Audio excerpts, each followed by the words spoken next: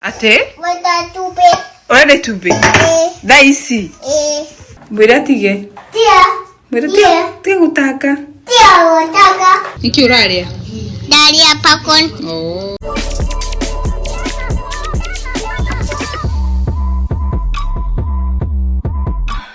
Hi everyone.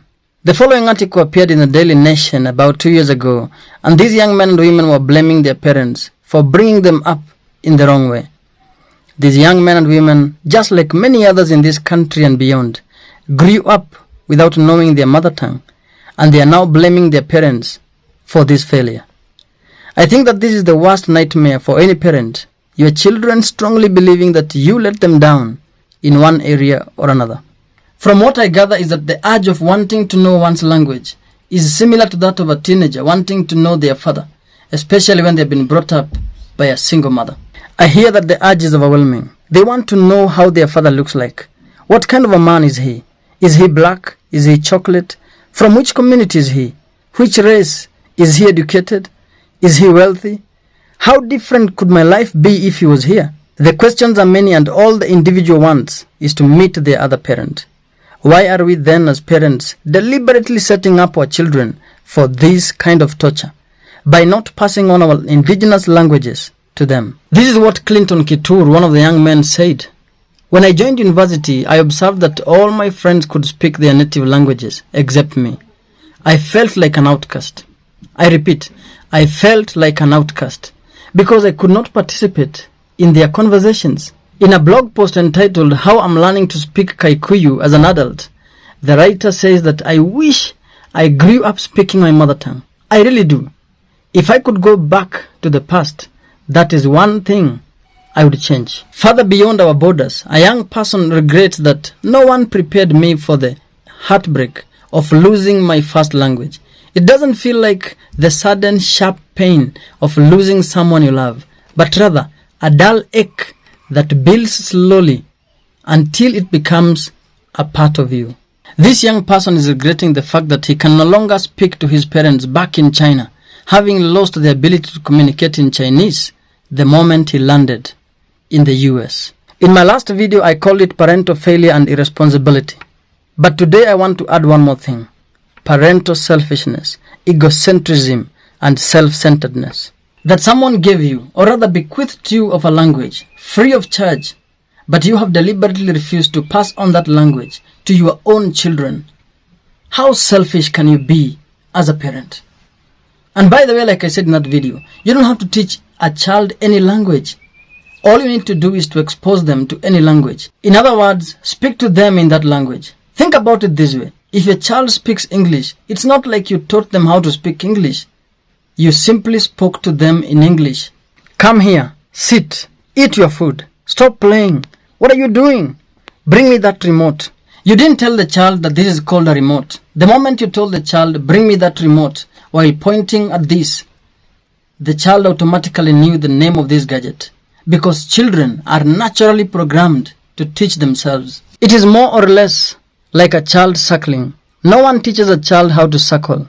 You simply put the teat in its mouth. But back to my video, and this is where it gets sweeter. If you are married to a person from a different community or race, all the two parents need to do is to each speak to the child in their language. It is called one parent, one language approach. If, for instance, it is a Luo man married to a Kikuyu woman, I guess this is the most common intermarriage in this country. The Luo man strictly speaks to the child in the Luo or Luo, and the Kikuyu woman strictly speaks to the child in Kikuyu. The child will comfortably start speaking both languages. No one has applied this strategy better than Jeje Ndongo, who is a Kikuyu lady married to a white man. She has managed to teach her biracial kids Kikuyu while living in America. Ate? Ora tupe. Da ici. Niki devuareka? Mai. Arataka mai. Kai. Devu we, dutige. Mwira tige. Mwira tige gutaka. Niki uraria? Daria pakon. Oh. Tira dake? Watamonyoni. Watamonyoni? Jehova, kaya wanga monyoni we? Wadanwe monyoni. The other strategy is called minority language at home, and this applies when the two parents are from the same community. The child ends up knowing the dominant language, in our case, English and Kiswahili, from other children as they play, and from their teachers in school. A friend of mine called Wangombe has successfully implemented this in his house, and I really admire it. The Wangombes strictly speak to their children in Kikuyu, and their children are now comfortably speaking the Kikuyu language while at home, and they are also picking a few Kiswahili words and English words from their peers as they play outside. But of course, parents are worried that their children are going to lag behind when they finally join school while not speaking English and or Kiswahili. But that is not the case. Most children who start school without much knowledge of the local language are usually able to become proficient within a short period. I must add, a very short period.